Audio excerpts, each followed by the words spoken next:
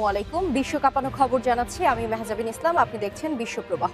ইসরায়েলকে চারদিক থেকে ঘিরে ফেলার মাস্টার প্ল্যান, ইরান ও লেবাননের গোপন ছকে ঘুম হারাম নেতানিয়াহুর।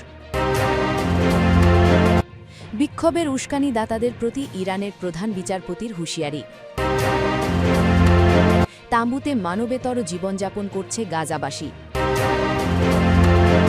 যুক্তরাষ্ট্রে তুষার ঝড়ে ৪,০০০ ফ্লাইট বাতিল, বিদ্যুৎ বিচ্ছিন্ন লাখো মার্কিনী। ইরানে সামরিক হস্তক্ষেপ চায় না ফ্রান্স। ইরানে হামলায় যুক্তরাষ্ট্রকে সহায়তা দিতে পারে জর্ডান ও আরব আমিরাত। এতক্ষণ শুনলেন সংবাদের শিরোনাম। এবার চলুন দেখে নিই প্রতিটি সংবাদের বিস্তারিত। ইসরায়েলকে চারদিক থেকে ঘিরে ফেলার মাস্টার প্ল্যান, ইরান ও লেবাননের গোপন ছকে ঘুম হারাম নেতানিয়াহুর। মধ্যপ্রাচ্যের রণক্ষেত্রে এবার নতুন সমীকরণ। গাজা ও লেবানন সীমান্তের লড়াই যখন চরমে, ঠিক তখনই সামনে এলো এক চাঞ্চল্যকর তথ্য। তেল আবিবকে মানচিত্র থেকে মুছে দিতে নাকি চারদিক থেকে ঘিরে ফেলার চূড়ান্ত ছক কষছে ইরান এবং তাদের অন্যতম মিত্র লেবাননের হিজবুল্লাহ। আধুনিক সমরাস্ত্র আর গেরিলা কৌশলে নেতানিয়াহু সরকারকে কোণঠাসা করার এই গোপন ছক এখন আন্তর্জাতিক মহলে টক অব দ্য টাউন। বিস্তারিত থাকছে ডেস্ক রিপোর্টে। প্রতিরক্ষা বিশ্লেষকদের মতে ইরান তাদের রিং অফ ফায়ার কৌশলে নতুন গতি যোগ করেছে। উত্তরে লেবাননের হিজবুল্লাহ, দক্ষিণে গাজার প্রতিরোধ যোদ্ধা, পূর্বে সিরিয়া ও ইরাকের মিলিশিয়া গোষ্ঠী এবং দক্ষিণ পূর্বে ইয়েমেনের হুথি, এই চার শক্তিকে একই সূত্রে বেঁধে ইসরায়েলকে চারপাশ থেকে আক্রমণ করার পরিকল্পনা করা হচ্ছে। সূত্রের খবর, সম্প্রতি তেহরানে উচ্চ পর্যায়ে এক বৈঠকে লেবাননের হিজবুল্লাহ নেতাদের সঙ্গে বৈঠক করেছেন ইরানি সামরিক কমান্ডাররা। সেখানে ইসরায়েলের আয়রন ডোম প্রতিরক্ষা ব্যবস্থাকে ফাঁকি দিয়ে কিভাবে ড্রোন ও মিসাইল হামলা চালানো যায় তার ব্লু প্রিন্ট তৈরি করা হয়েছে। নেতানিয়াহুর উদ্বেগ, এই সাঁড়াশি অভিযানের খবরে কপালে চিন্তার ফাঁজ পড়েছে ইসরায়েলি প্রধানমন্ত্রী বেঞ্জামিন নেতানিয়াহুর।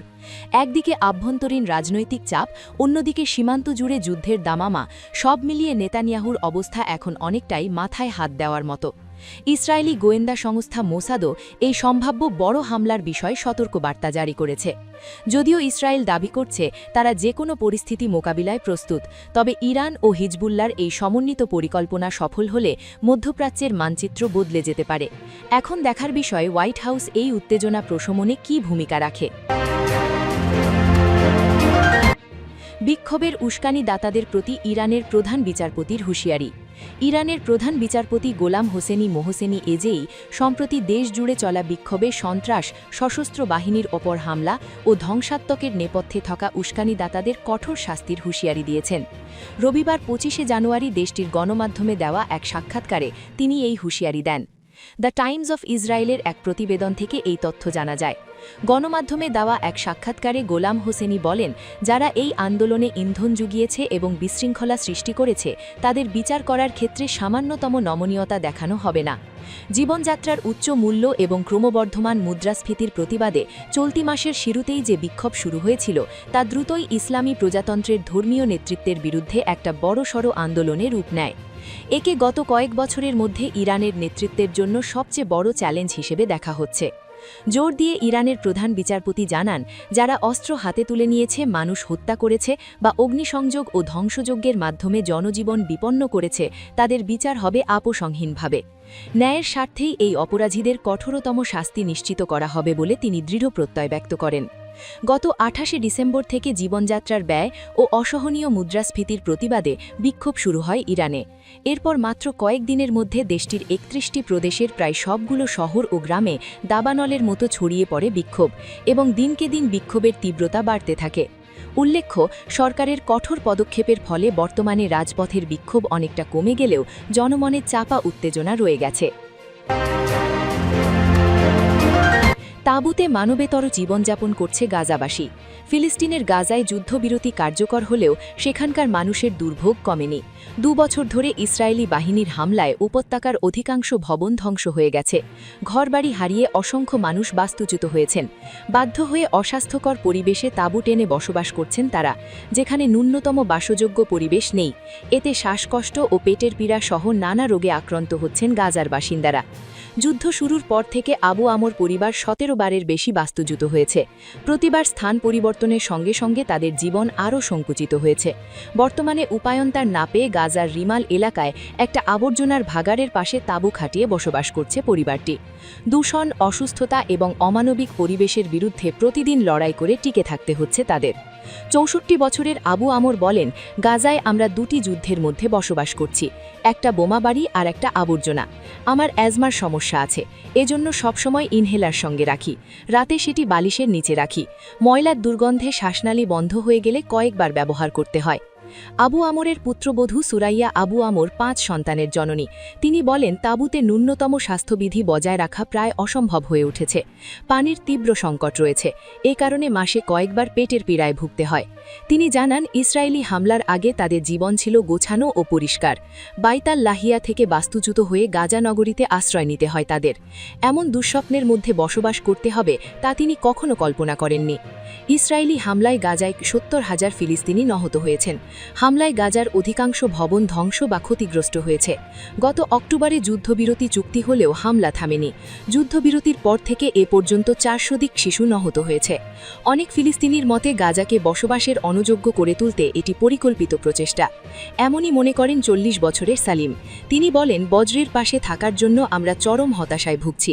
আমার সন্তানেরা শীত ও গরমে খুব কষ্ট পাচ্ছে।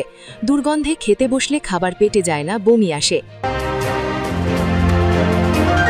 যুক্তরাষ্ট্রে তুষারঝড়ে ৪,০০০ ফ্লাইট বাতিল, বিদ্যুৎ বিচ্ছিন্ন লাখো মার্কিনী। যুক্তরাষ্ট্রে শক্তিশালী তুষারঝড়ে শনিবার ২৪ জানুয়ারি ৪,০০০-এরও বেশি ফ্লাইট বাতিল করা হয়েছে। এছাড়া বিদ্যুৎ বিচ্ছিন্ন হয়ে পড়েছে ২,৩০,০০০ গ্রাহক। রোববার ২৫ জানুয়ারি বার্তা সংস্থা রয়টার্সের প্রতিবেদনে এ তথ্য জানা গেছে।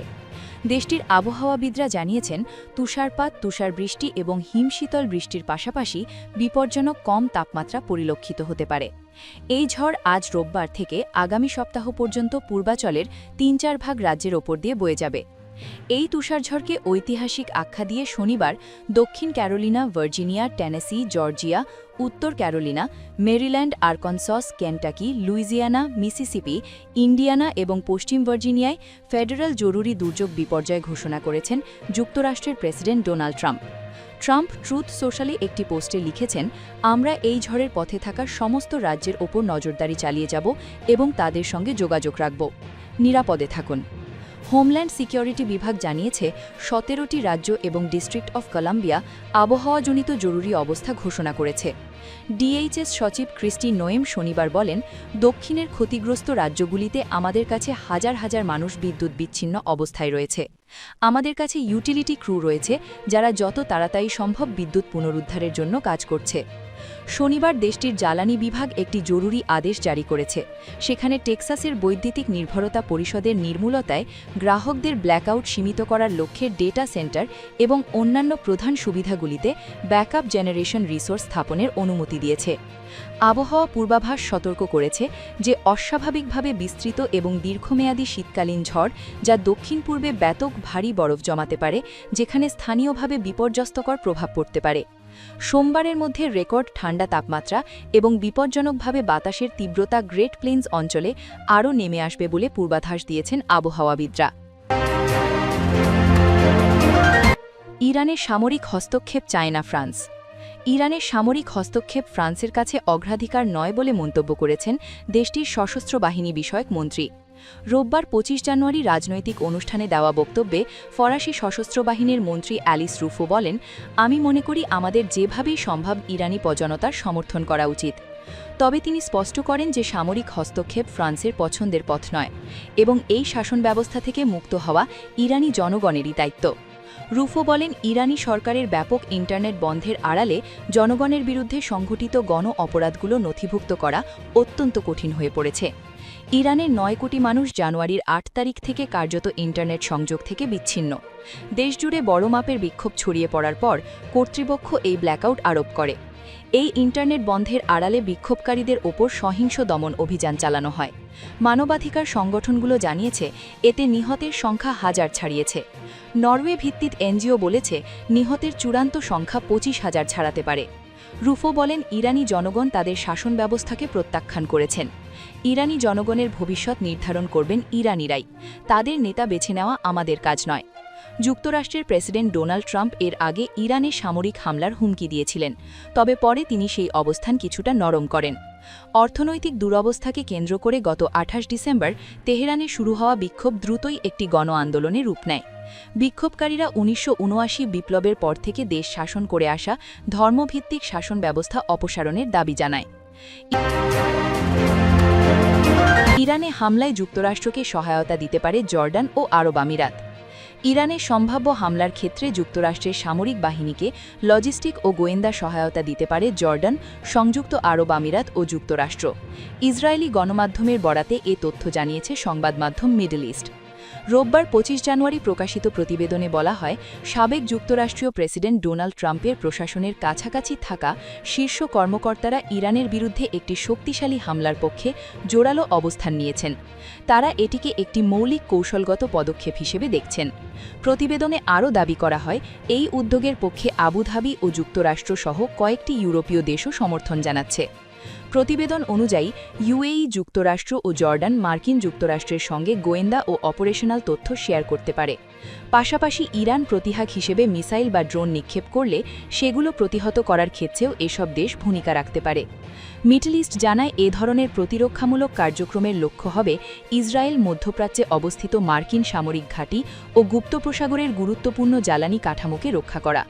তবে যুক্তরাষ্ট্রের ভূমিকা কতটা সক্রিয় হবে তা এখনও স্পষ্ট নয়, বিশেষ করে আফগানিস্তান যুদ্ধে মিত্রদের ভূমিকা নিয়ে ট্রাম্পের সাম্প্রতিক মন্তব্যের পর বিষয়টি নিয়ে অনিশ্চয়তা তৈরি হয়েছে। এদিকে মার্কিন সেন্ট্রাল কমান্ডের প্রধান অ্যাডমিরাল ব্র্যাড কুপার শনিবার ইসরায়েলে পৌঁছালে সেখানে তিনি দেশটির শীর্ষ নিরাপত্তা কর্মকর্তাদের সঙ্গে বৈঠক করেন। এক ইসরায়েলি নিরাপত্তা সূত্রের বরাতে প্রতিবেদনে বলা হয়, যুক্তরাষ্ট্র ও ইসরায়েলের সামরিক কর্মসহযোগিতা এখন ইতিহাসের সবচেয়ে কাছের পর্যায়ে রয়েছে। ইরান থেকে আসতে পারে এমন হুমকি মোকাবিলায় দুই দেশ গোয়েন্দা তথ্য, লজিস্টিক সহায়তা এবং আকাশ প্রতিরক্ষা ব্যবস্থা ভাগাভাগি করার পরিকল্পনা করছে। তবে যুক্তরাষ্ট্র ও ইসরায়েলের সম্ভাব্য হামলা নিয়ে উদ্বেগ প্রকাশ করেছেন একাধিক দূতাবাস সূত্র। একজন আরব দূতাবাসিক এবং একজন উপসাগরীয় কর্মকর্তা জানান, এমন সংঘর্ষে উপসাগরীয় দেশগুলি সরাসরি ক্ষতির মুখে পড়তে পারে বলে আশঙ্কা রয়েছে। এই আশঙ্কার কারণেই সৌদি আরব, ওমান ও কাতার যুক্তরাষ্ট্রকে নতুন করে হামলা চালানো থেকে বিরত রাখতে দূতাবাসিক তৎপরতা চালিয়ে যাচ্ছে। অন্যদিকে ইউএইর অবস্থান এখনও অস্পষ্ট।